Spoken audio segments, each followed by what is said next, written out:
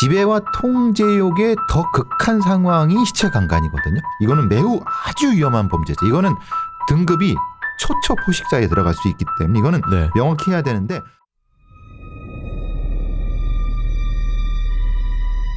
(2007년 4월 15일) 오전 8시 20분경 대전 대덕구 신탄진동의 어느 건물 앞. 신탄진역 근처였지만 일요일 아침이라 유동인구는 그리 많지 않았습니다. 그런데 아까부터 누군가 건물 앞을 서성이며 주변을 두리번대고 있는 모습이 보였습니다. 이윽고 뜸하던 사람들의 발길마저 아예 끊기자 그는 살피던 시선을 거두고 건물 지하로 급하게 내려갔습니다. 그로부터 약 20분 뒤 그 사람이 건물 밖으로 뛰쳐나왔습니다. 그리곤 지나가던 사람들과 연달아 부딪히면서도 멈추지 않고 어느새 거리에서 사라져버렸습니다. 얼마 후 한 남성이 그 건물로 들어서다 계단을 보고 깜짝 놀랐습니다. 붉은 핏방울이 여러 개 떨어져 있었는데 지하 다방 쪽으로 이어진 것처럼 보였습니다. 활짝 열려져 있던 가게문 사이로 안을 들여다본 남성은 처참한 광경과 마주쳐야 했습니다. 피가 흥건한 바닥 위에 한 여성이 쓰러져 있었던 겁니다. 그녀는 배에서 많은 피를 흘리고 있었지만 다행히 약하게 숨을 쉬며 신음하고 있었습니다. 곧 남성의 신고를 받고 경찰과 구급대가 현장에 도착했고 그녀는 급하게 인근 병원으로 후송됐습니다. 살아난 피해자의 신원은 45살의 종업원 서씨였습니다. 사건 관계자입니다. 네, 피해자가 오전에 출근을 했는데 가게로 들어오다가 40대로 보이는 남자와 마주친 겁니다. 근데 이 남자가 다짜고짜 칼로 피해자를 찌르고 도망쳤어요. 피해자는 이것 외에 범인의 구체적인 인상착의는 전혀 기억하지 못했습니다. 서 씨는 큰 충격 때문에 당시의 기억을 부분적으로 잃었습니다. 겨우 안정을 되찾아 갈 때쯤 기억해낸 것이 40대로 보이는 남자가 자신을 칼로 공격했다는 것이었습니다. 그런데 그날 다방에서 불쌍의 남자에게 공격을 당했던 건 서 씨뿐만이 아니었습니다. 가게 안의 화장실에서 다른 피해자가 발견된 것입니다. 그곳에서 일하던 47살의 종업원 박 씨였는데 안타깝게도 이미 사망한 상태였습니다. 공격을 얼마나 심하게 당했던지 박 씨가 사망해 있던 화장실 안은 그야말로 피가 낭자했습니다. 박 씨의 시신에는 등과 왼쪽 어깨에 칼로 공격당한 2개의 깊은 자창이 있었는데 이 자창을 만든 칼은 오른쪽 5번과 6번 갈비뼈 뒷부분을 관통한 후 왼쪽 폐까지 찔렀습니다. 그 칼은 피해자의 목에 길게 베인 절창도 남겼습니다. 목 오른쪽 부위에 있는 동맥과 정맥, 기도가 절단됐고 목뼈까지 베인 깊은 손상이 있었습니다. 허리 쪽에도 피부만 얇게 스친 절창이 하나 있었는데 범인은 피해자가 죽은 후에도 공격을 멈추지 않았습니다. 이미 숨이 끊어진 피해자의 시신을 심하게 훼손해 놨던 것입니다.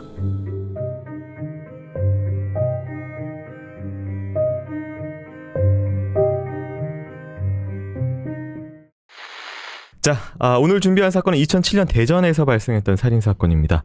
당시 어느 건물 지하에 있던 백합 다방이라는 곳에서 종업원 2분이 범인에 의해서 공격을 당해서 1명 사망하시고 1명은 심각한 중상을 입은 사건입니다. 생존자 증언이 있었습니다. 그 공격당한 또 상흔도 있었고요. 이런 것들을 통해서 좀 뭔가를 그 범인에 대해서 추정을 해야 되는데 한 분은 그 입구에서 한 분은 화장실에서 발견이 됐어요. 뭐 어떻게 볼 수가 있을까요? 이 공격자가 먼저 다른 돌아가신 분을 공격하고 무엇인가 하는 상황에서 이 지금 부상을 입으신 분이 들어올 때 공격하고 도망갔다. 네. 이것이 맞는 거잖아요. 네. 근데 이제 첫 번째 공격했던 분은 여러 번 공격을 했으니까 이게 이제 사전 공격과 사후 공격이 다 있는 상태고 공격만 해서 다치게 한 것과 절명시킨 것과 사후 자상 이 3가지가 다 있어요. 네. 첫 번째 돌아가신 분한테는 그러면은 시간의 문제도 있지만은 거기서 이제 우리가 말하는 인텐트 동기를 추정할 수 있는 게 존재한다는 거니까 단지 돈만 노린 것은 아닌 것 같다. 그러려고 하면 절명시키거나 아니면 둘 중에 하나거나 아니면 셋 중에 하나거나 그래야 되는데 그것이 아니고 네. 그리고 또 화장실이란 부분도 있고 돌아가신 그 시체를 이게 유기한 건지 아니면 공격을 쫓아가서 한 건지는 지금 추정을 해봐야 되겠지만은 어쨌든 그거의 추정에 따라서 다른 동기가 또 예측이 된다. 그런데 두 번째 분은 배만 찔렀어요. 몇 회를 찔렀는지 모르겠지만 절명 부위는 아니에요. 그럼 그 절명 부위라고 하는 것은 부위가 아닌 걸 왜 공격했을까? 네. 그러면 절명시키려고 하는 것이 아니라 그냥 도망가는 와중에 찌르고 간 거다. 네. 그러면 목적, 그러니까 인텐트가 또 다른 부분이 있다. 일단은 뭐 이 참고로 시간하고 시신 훼손이 있었다고 하는데 시신 훼손 어떻게 했는지 구체적으로는 알려져 있지 않습니다. 여기 나온 건 있어요. 네. 네. 뭐 여기 이 정도 있고, 이 정도죠. 예. 근데 이제 사후 시신 훼손 관련된 뭐 절개라든지 뭐 이런 부분 같아요. 이 부분은. 그러니까 왜냐하면 엉덩이나 아니면은 이 허리 뒤쪽을 죽은 후에 쓱 근 거예요. 쓱. 이게 말하자면 앞에는 그냥 있는 힘껏 찌르고 목을 딸 정도로 이게 이쪽으로 쭉 근 거잖아요. 네. 그죠? 왜 사후에 절창이 나오게 됐냐? 그러면 이건 그 다음에 또 다른 것이 있었다는 거예요. 그러니까 그걸 지금 그럼 이 범인은 보통의 다른 살인범이나 아니면 강도나 이건 다른데? 라는 거를 추정해봐야 된다는 거예요. 저 성적인 부분에 있어서 질문이 있습니다. 일단은 시간이 있었다라고 하는데 부검할 당시에는 시신의 성폭행의 흔적이 없었다고 판단이 당시엔 됐었대요. 그래서 이 차이에 대해서 어떻게 봐야 될까요? 손을 이용해서 특정한 성기의 성적 행위를 한 거를 시간이라고 표현하지 않는데 네. 이걸 굳이 시간만에 딱 했다고 하는 것은 그러면 시체에다가 삽입강간을 했다는 건지 만약에 그랬다고 하면 이 범인은 이건 매우 위험한 그러니까 사디스틱 머더 가학적 살인자가 되는 그러니까 그러면 그것은 이건 성적인 의미의 살인자라고 보기에는 오히려 가학성이 더 들어가는 것이 아니냐. 그래서 이제 그럼 이건 연쇄성이 더 의심되는데 이것만이 아닐 텐데 라는 거를 왜냐하면 시체 강간을 한다는 것은 그걸 해봤다는 거예요. 경험이 있다. 네. 시체에 대한 성적 행위를 할 수 있는 해봤거나 할 수 있는 범인을 의미하거든요. 그러면 이것은 이 범인이 앞쪽으로 쭉 가야 돼요. 이 시간하고 장소를 좀 첨부를 해서 말씀을 좀 드려야 될 것 같은데요. 여기서 지금 일요일 날 오전에 8시 40분에서 45분경 벌어진 것으로 좀 보이고요. 신탄진역 인근 지하의 다방입니다. 당시 어쨌든 두 번째 피해자인 서 씨가 들어오다가 출근하다가 안에서 마주친 걸 보니까 문을 잠그지도 않았고요. 일요일 오전 시간에 지하에 있는 다방에서 이런 범행을 벌였다라는 것. 그러니까 예를 들어서 이제 금전 목적으로 하는 범죄, 그다음에 이제 아예 애초에 이 박 씨, 사망하신 박 씨를 어떤 성적인 목적 혹은 뭘 그런 걸 노리고 들어갔다라든지 이거 어떻게 볼 수가 있을까요? 그래서 이 다방이 어떤 다방인지 알아야 될 것 같아요. 이게 역 부근에 있는 다방이에요. 그 역 부근에 있는 다방은 아마 밤새 영업을 할 수도 있어요. 그러니까 밤새 또 차를 배달할 수도 있어요. 그러면은 그것을 아는 범인이 이걸 의도적으로 들어와서 공격을 했을 수 있다는 거예요. 이 종업원이란 분이 여기에 그냥 숙직하려고 있는 건 아니잖아요.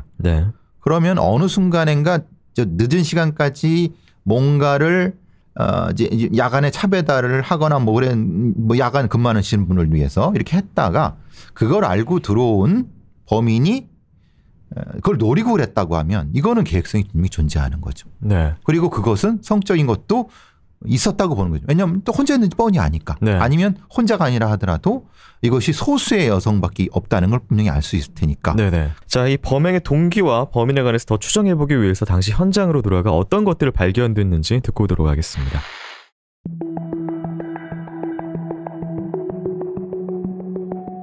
큰 사건이 발생했지만 다방 내부는 흐트러진 물건이 없었고 물색한 흔적도 거의 없었습니다. 다만 카운터에 있던 금전함이 열려 있었는데 약 3만 원의 현금이 사라진 상태였습니다.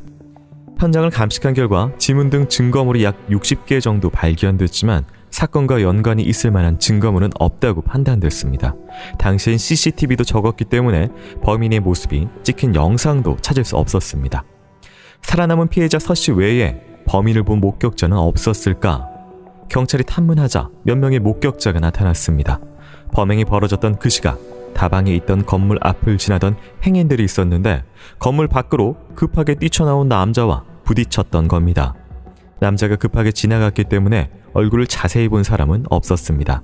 하지만 목격자들의 증언을 종합해서 몽타주와 인상착의가 만들어졌습니다. 당시 사건 관계자입니다. 행인들이 목격한 범인은 30대 후반 남자였고요.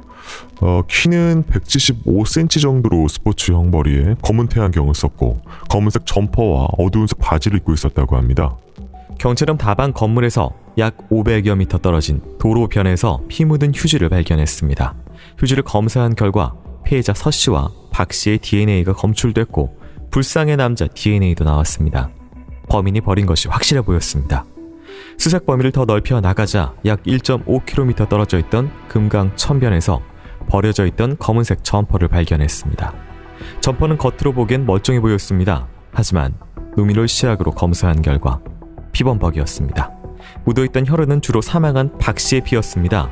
점퍼에는 남성의 DNA도 발견됐는데 휴지에서 발견된 것과 동일인이었습니다. 이제 DNA 비교군만 있으면 범인을 잡을 수 있는 상황. 하지만 피해자 서 씨와 박 씨의 주변 인물과 동종 전과자 등 여러 사람의 DNA와 비교한 결과 일치자를 찾을 수는 없었습니다. 그때 또 다른 증거물이 대안으로 떠올랐습니다. 점퍼의 주머니에서 눈에 넣는 점안액이 발견됐는데 크라비트라는 약으로 백내장 등 수술을 한 환자들이 염증을 방지하기 위해 사용하는 것이었습니다. 일본에서 수입돼 들어오는 것이었고 의사의 처방전이 있어야 살 수 있는 약이었습니다. 당시 전국의 크라비트 점안액을 처방받는 남자는 1,900명이 넘었습니다. 검찰은 범인의 조건에 맞지 않는 사람들을 제외시켜 나가면서 수사를 진행했습니다. 그때 국과수에서 뜻밖의 연락이 왔습니다. 범인의 성 씨가 오 씨일 가능성이 크다는 전화였습니다. 이게 무슨 뜻일까? 국과수 관계자입니다.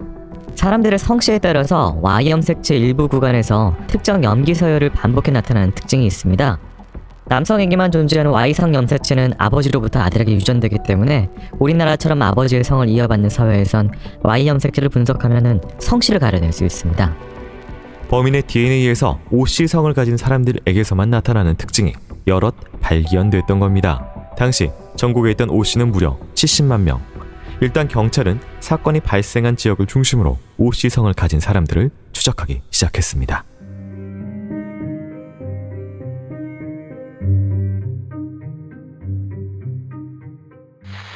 당시에 몇 가지 증거물들이 나왔습니다. 현장에서 500m 떨어진 곳에 휴지, 그리고 1.5km 떨어진 곳에 이제 점퍼가 발견이 됐는데요.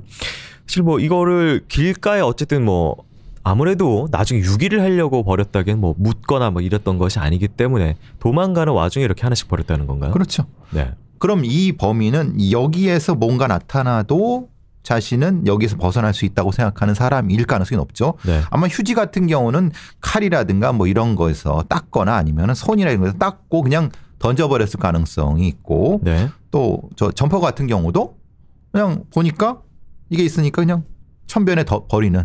그러니까 결국은 굳이 아주 좀 정교하게 묻거나 태우지 않아도 네. 나는 어차피 여기였을 거니까 라는 생각을 하는 그런 어떤 프로필을 가지고 있는 범인이라고 하는 것이 맞겠죠. 예. 또 한 가지 점퍼 안에서 점안에 좀 처방을 받아야 하는 크라비트라는 것도 나왔고 또 칼이 발견됐습니다. 문제는 이제 등산용 칼이 2자루가 들어있었다는 거예요. 그래서 어쨌든 이 칼이 혈흔이 묻어 있었기 때문에 사용한 것으로 보이는데 칼이 2자루였다. 그리고 그게 옷 안에 놓고 그냥 갔다. 이거 어떤 의미일까요? 어떤 연쇄살인범이나 어떤 범인처럼 자기가 특별히 의미를 두는 범행 도구는 아니고 네. 여러 개를 그냥 계속 반복해서 그런 유형을 쓰는 이런 범죄자라고 볼 수 있어요. 그러니까 말하자면은 어떤 특정한 범행 방식에 자신의 퍼스네이션이라든가 이런 거에 의미를 두지 않고 네. 죽이는 것 혹은 범행 자체에 의미를 두는 범죄자라고 볼 수 있는 거죠. 만약에 칼이 아니면 어떤 도구가 의미가 있다고 하면 그걸 말아갖고 가거나 그랬겠죠. 네. 도구에 집착하지 않는 범인일 수 있는 거죠. 이 Y염색체 통해서 범인 성씨 알아냈다. 이 방법. DNA 계보학이라는 거거든요. 네. 예전에는 이런 DNA 계보학이 활발하지 못했어요. 왜냐하면 아주 정교한 염기 서열을 분석해낼 기술이 없었거든요. 네. 근데 그것을 정교한 염기 서열에 분석을 할 수 있으면서 특정한 어떤 염색체의 배열 자체가 어떤 특정한 북의 성씨에서 반복된다는 것 정도의 아이디어는 있었어요. 네. 근데 그것이 조금 더 특징적으로 되려고 하면 아주 독특한 성씨. 네. 오씨, 현씨 같은 경우는 제주도 같은 섬에 고립돼서 일종의 자체적인 형태의 유전 형질을 가지고 있는 사람들은 가능하다는 거예요. 네. 근데 또 최근엔 또 달라지는 거는 그게서 더 확장돼서 북의 형통을 유지하는 사람들은 일부지만 나타난다. 네. 이렇게도 가능하다는 거예요. 조금 더 그 성씨 안에서 좁힐 수가 있다. 그렇죠. 우리 김 PD님 김씨잖아요. 네네. 우리나라에 김씨가 얼마나 많아요. 굉장히 많죠. 그런데 거기에 뭐가 있냐면 본이 있죠. 네네. 네, 무슨 뭐 성산 김씨 뭐 이렇게 되잖아요. 네. 오 씨는 근데 제주도에서 고립돼서 생활했기 때문에 네. 또 그게 또 되게 적어요. 그래서 이것은 국가수에서는 그건 가능했던 거예요. 경찰은 이 크라비트 저만액을 사용하고 오 씨 성을 가지고 있는 30대 후반의 남성을 찾아 나섰습니다. 이후 수사 어떻게 진행됐는지 보고 오도록 하겠습니다.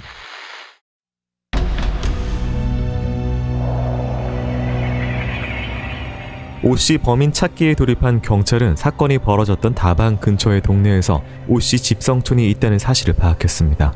집성촌에 살고 있던 남성 19명에게 동의를 받아 DNA를 채취했고 범인의 것과 비교했습니다. 채취된 DNA 중에는 범인과 그나마 가까운 친척이 몇 사람 있었습니다. 범인은 정말 오 씨였던 겁니다. 친척을 탐문한 결과 그들이 의심하는 남성이 한 명 있었습니다.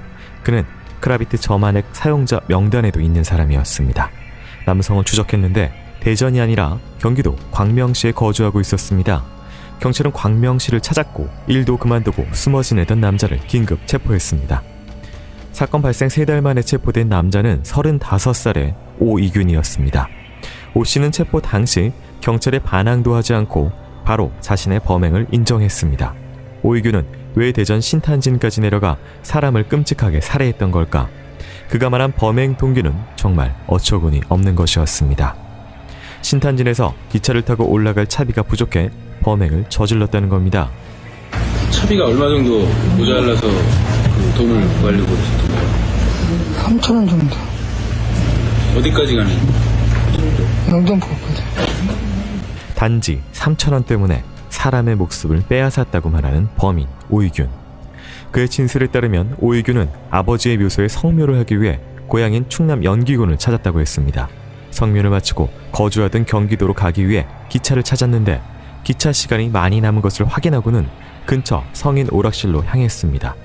가진 돈을 털어가며 게임에 몰두하다가 정신을 차리고 기차역에 갔지만 성인 오락실에서 돈을 거의 다 썼기 때문에 차비 3,000원이 부족했습니다. 결국 기차를 타지 못한 오이균은 역 근처에서 하룻밤 노숙을 했습니다. 다음날 아침 눈을 뜬 오이균은 부족한 차비를 절도에 메꾸기 위해 적당한 장소를 물색 중이었습니다. 그러다 눈에 띈 곳이 건물 지하에 있던 백합 다방이었습니다. 이른 시간이라 아직 손님은 없었고 장사 준비가 한창이었습니다. 다방에서 카운터를 보던 종업원 박 씨는 주방에서 청소 중이었기 때문에 오이균이 가게 안으로 들어온 걸 보지 못했습니다. 문을 활짝 열어두고 안으로 들어온 오이균은 곧장 카운터에 있는 금전함으로 향했습니다. 거기에 들어있던 현금 27,400원을 주머니에 구겨 넣고 있을 때 주방에서 나오던 종업원 박 씨가 오이균을 발견했습니다. 박 씨는 바로 도둑이야 라고 소리쳤는데 오이균은 이 소리에 도망가지 않고 오히려 뒤를 돌아 박 씨를 노려보더니 점퍼 주머니에서 등산용 칼을 꺼내 들었습니다. 놀란 박 씨는 화장실로 도망쳤고 오이균은 그런 피해자를 쫓아가 무참히 공격했습니다. 심한 공격에 피해자가 쓰러지자 오이균은 칼로 목을 공격해 살해했습니다. 피해자가 사망했는데도 오이균은 범행 장소를 떠나지 않았습니다. 칼로 피해자의 시신을 훼손했던 겁니다. 그때 출근하던 다른 종업원 서 씨가 다방 안으로 들어왔습니다. 활짝 열린 문을 보고 수상히 여긴 서 씨가 박 씨를 부르면서 화장실 쪽으로 다가왔습니다. 그러자 오이균은 화장실 밖으로 튀어나왔고 자신과 마주친 서 씨의 배를 칼로 공격하고 나서야 범행 현장을 떠났습니다.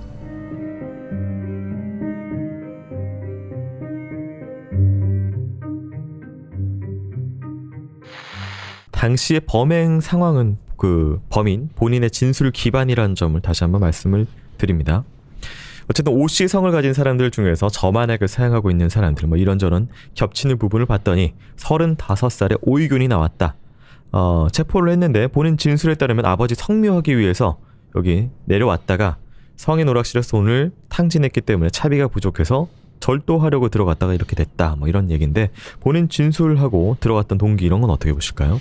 이 범인을 기소하고 무엇인가 하려고 하면은 이 형사 입장에선 이렇게 동기가 구성이 돼야 돼요. 근데 사실은 프로파일러가 왜 필요하느냐? 아니면은 또 범죄를 분석하는 사람들이 왜 필요하느냐면 이 사람의 그냥 툭 던지는 거 말고 진짜 동기를 찾아내야 되는 건데 네. 지금 너무 이 가해자한테 서사를 부여하는 것이 아니냐라고는 걱정은 되지만 어쨌든 지가 얘기를 했어요. 그런데 저는 이것은 사실은 좀 더 분석을 해봐야 되고 특히 돈을 했는데 도망가서 찔렀으면 바로 자기가 도망 나와야 되는데 네. 시간이 시체를 또 성적으로 분하고 위에서 내리 찍은 것과 그은 것과 사후 절장 세 가지가 시차를 두고 생겼어요. 네. 그러면 시간이 많이 있었을 수도 있다는 거죠. 네. 그럼 이거는 좀 아니라고 생각해. 지금 이 사람 같은 경우 오이균 같은 경우는 자신의 진술에 의하면 평소에도 칼 2자루 가지고 다닌다. 이렇게 얘기를 했다고요. 그러니까 좀 절도를 하러 들어갔는데 어쨌든 칼을 준비하고 들어갈 수는 있지만 아무래도 형사가 너 왜 2자루 가지고 다녔어라고 했을 때 원래 2자루 가지고 다녀요. 이렇게 대답했나 봐요. 호신용이라고 하면 네. 한 자루 가지고 다니는 게 맞는데 네. 너는 2자루를 왜 가지고 다니냐고 물어야 되는 거죠. 네. 그러면 그냥 가지고 다녔다는 건 답이 아니잖아요. 네. 그러니까 답을 안 들은 거잖아요. 그럼 그거에 대한 답을 들어야죠. 네. 근데 그냥 오이규는 그냥 내 마음이라고 그건 말이 안 되죠. 근데 아버지 성묘를 하러 가는데 칼 2자루를 가지고 간다는 이상하잖아요. 네. 그럼 이상하기도 하고 그건 답이 아니죠. 네. 그럼 뭐냐면 아버지 성묘가 아니라 그냥 전국을 돌아다니면서 범행을 하려고 돌아다니는데 네. 우연히 지나가다 보니까 아버지 상소가 있으니까 잠깐 이게 맞을 수도 있잖아요. 선호차가 바뀌지 않을까요? 네네. 근데 그걸 그렇게 했다는 건 좀 이상하죠. 그렇지 않습니까? 네. 네. 알겠습니다. 어쨌든 지금 이 사람의 본인의 말에 따르면 이제 박 씨를 초초에 공격하고 20분 동안 훼손을 했다라고 하는데 이 20분이 아마 그 시체 강간 포함해 여러 가지 일이 있었던 것 같아요. 그 첫 번째 상황이 뭐였을까라고 하는 거예요. 들어갔는데 그럼 바로 공격을 하려고 하니까 돌았을 때 뒤쪽에서 찔렸다고 보는 게 맞는 거잖아요. 이 현장 재구성을 해보면은 네. 제압을 해서 쓰러졌는데 그 다음에 뭘 했냐면은 상당히 이상한 형태의 살해를 했어요. 네. 그죠? 아마 이게 두 번째 거예요. 왜냐면 뒤에 사후 절창이 나오니까. 네. 근데 그걸 꼭 화장실에 가서 했다는 거예요. 그러면 지금 화장실로 도망갈 수 있는 상황이 되나? 왜냐면 화장실로 도망갔다고 하면 화장실이 문이 잠겼다는 거야? 아니면 화장실에 넘어졌다는 거야? 이 설명이 다 안 돼요. 네. 지금 이 상황이라고 하면. 그럼 그게 아니라 다시 보자 하면 화장실로 끌고 들어가서 무엇인가를 하려고 성전 공격을 하거나 아니면 뭔가를 하려고 했고 그렇게 한 다음에 나왔다는 것으로 설명해도 이건 무방할 수 있어요. 네. 근데 그냥 이렇게 말 그대로 그냥 20분 동안 왜 그런지 설명도 안 듣고 그냥 이렇게 이건 좀 너무 많이 수사가 부실한 거죠. 자체에 대한 살인 사건의 수사는 끝났지만 네. 동기에 대한 수사는 그럼 얘가 왜 동기를 숨길까? 이거를 밝혀야죠. 그렇지 네. 않겠습니까? 네네. 이게 지금? 자, 그 동기 관련된 이야기가 이어질 것 같은데요. 이 백합다방의 범주가 정말로 당황해서 벌인 범죄인지 그런데 오이규는 조사하는 과정에서 그의 놀라운 과거가 밝혀집니다. 그가 17살이던 1989년으로 들어가 보도록 하겠습니다.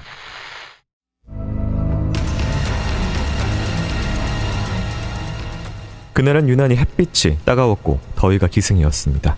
1989년 8월 12일 오후 1시경 충남 연기군의 한 마을에 살던 7살 유치원생 미연양은 집 앞에서 혼자 노는 중이었습니다. 그때 같은 동네에 살고 있던 17살 오이규는 자전거를 타고 아이 앞에 나타났습니다. 오이규는 당시를 이렇게 진술했습니다. 평소 알고 지내던 7살 미연양이 자신에게 먼저 자전거를 태워달라 졸랐다고 했습니다. 아이를 뒷자리에 태운 오이규는 자전거를 끌고 약 30분 동안 동네 야산 중턱까지 올라갔습니다. 그리고 그곳에서 아이에게 성범죄를 저지르려고 했습니다. 아이는 두려움에 울음을 터뜨리며 집에 가겠다고 했고 오이규는 손으로 아이의 목을 졸라 살해했습니다. 성폭행 미수에 그친 오이규는 어른들에게 범행이 들킬까 무서워 어쩔 수 없었다고 했습니다. 아이의 시신을 사건 현장에 그대로 두고 산에서 내려온 오이규는 약 1시간 30여 분이 흐른 뒤 다시 현장에 나타났습니다. 당시 신문기사입니다. 이날 2시 30분쯤 아이를 살해했던 산으로 다시 올라가 미리 준비해간 흉기로 아이의 목 등 온몸을 찌른 뒤 깊이 20cm의 웅덩이를 파고 묻었다고 말했다. 다행히 이 잔인한 범행은 바로 꼬리가 잡혔습니다. 동네 주민이 산을 내려오던 오이규를 목격했던 겁니다. 경찰에 체포된 17살의 오이균은 자신의 범행을 바로 시인했습니다. 오이균이 붙잡히자 동네의 사람들은 다 믿을 수 없다는 반응이었습니다. 그는 가족에게 사랑을 많이 받고 자란 순하고 예의 바른 소년으로 평가받고 있었기 때문입니다. 실제 오이균은 가족의 사랑을 받고 컸지만 어렸을 때부터 도벽 습관이 있었습니다. 처음엔 말로 타이르던 아버지는 매를 들었는데 심하게 맞고도 도둑질하는 습관은 고쳐지지 않았습니다.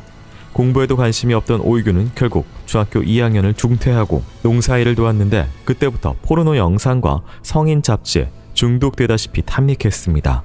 그런데 17살 오이균의 살인은 이게 처음이 아니었습니다. 7살 아이를 살해하기 8달 전인 1월 11일 오후 4시쯤 같은 동네 주민인 69살 최 씨를 흉기로 위협해 야산으로 끌고 가 성폭행하고 칼로 목등을 찔러 살해했습니다. 시신을 인근 하천 다리 밑에 안매장한 오이균.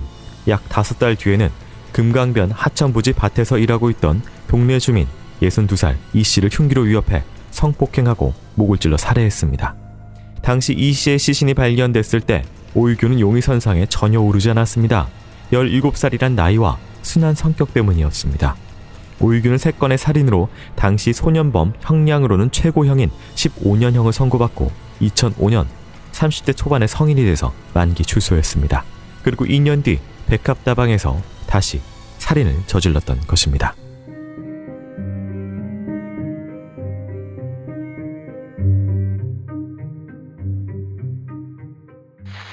네, 오이균의 과거 3명을 살해했던 전력이 나왔습니다. 이 이유에 대해서 본인은 일시적인 성욕을 견디지 못해서 성폭행을 했는데 한 마을에 사는 주민이어서 범행이 드러날까 살해한 후 땅에 묻었다라고 이렇게 진술을 합니다.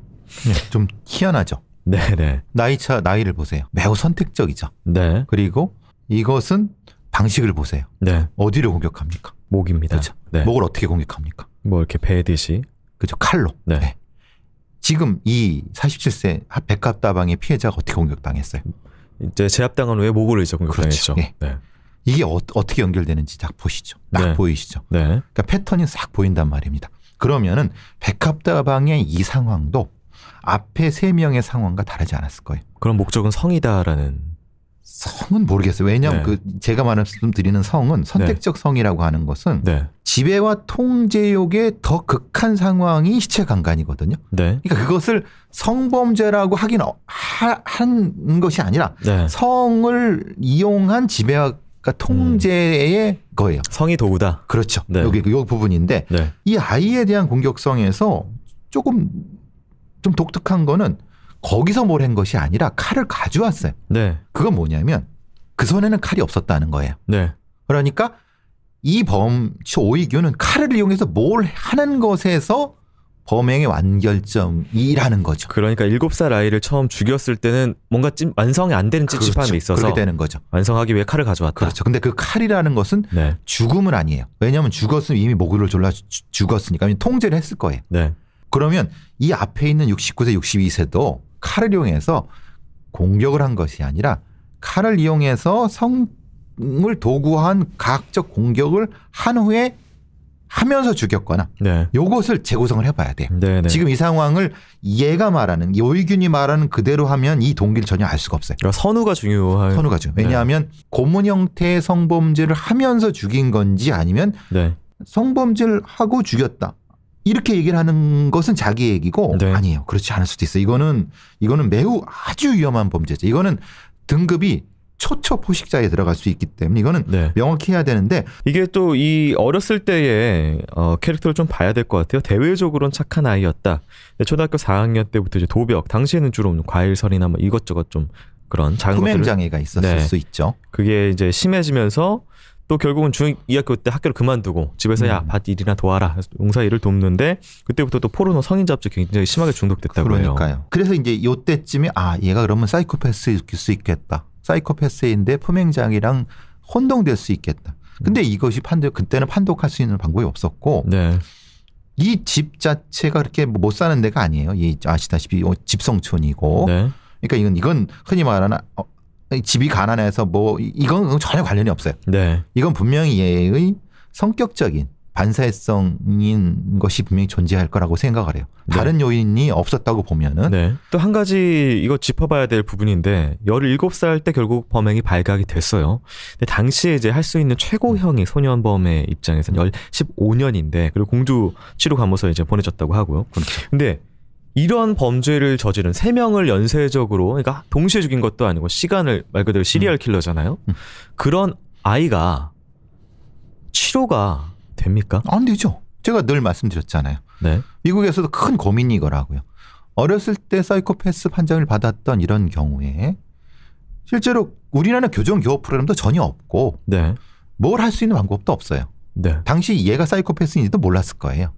상당히 위험한 범죄자라는 걸 알고 있었는데. 네. 근데 형량이 그밖에 최고기 때문에 더 이상 방법이 없어요. 저 2007년 오이균 재판에서 검사 사형을 구형을 했습니다. 백화다방 이 사건으로요. 하지만 재판부는 무기징역을 선고했는데요. 이유는 이랬습니다. 비록 피고인이 뒤늦게나마 자신의 엄청난 잘못을 뉘우치고 있고 반사회적 인격장애라는 성격적 결함이 사건의 범행의 주된 원인인데다 교화 가능성이 전혀 없다고 속단하기는 어렵다라고 대전지방법원에서 무기징역을 선고받고 지금 교도소에 수감 중입니다. 2007년도에 사이코패스 테스트라든가 사이코패스의 어떤 그런 교화 가능성에 대한 논란이 많았던 때예요. 네. 그러니까 이게 인격 장애인데 이걸 어떻게 할 수가 있나? 이런 부분에 논란이 있었고 판사도 이 부분에 대해서 몰랐을 거예요. 그러니까 인격 장애는 네가 어떻게 그러니까 정신질환처럼 네가 어떻게 할 수 있는 부분이 아니다라고 판단한 것 같아요. 그렇죠. 그러면 네가 어떻게 할 수 없으면은 사회가 어떻게 해줘야 되는데 네. 결론은 교화 가능성이라고 하는 것은 누가 해줘야 되는 거잖아요. 그게 없는데 또 이렇게 내보내는 거예요. 네. 이거를 89년에도 그랬고 2007년에도 똑같이 반복되는 거예요. 네. 이게 상당히 그래서 위험하죠. 이 건보다는 네. 이 백합다방 건보다는 백합다방 전에 17살 때 했던 그때의 범행이 어떤 것부터 시작됐는가가 사실 좀 궁금해요. 네. 다른 건도 있었다고 봐요. 그렇지 않고는 네. 생각해보세요. 69세의 노인을 칼로 공격해서 죽였어요. 그 전에 뭐가 없었다고 하는 게 더 이상하지 않으세요? 네. 그죠? 그리고 지금 여기도 출소한 후에 갑자기 이렇게 죽였다? 2년간이 살짝 좀 길게도 느껴지죠. 너무 이상하죠. 네. 그러면 이것도 사실은 사건을 더 봤어야 되는 거예요. 유사 사건이 있는지. 그렇죠. 네. 알겠습니다. 자, 저희가 오늘 준비한 크라임은 여기까지입니다. 교수님 오늘 수고 많으셨습니다. 수고하셨습니다.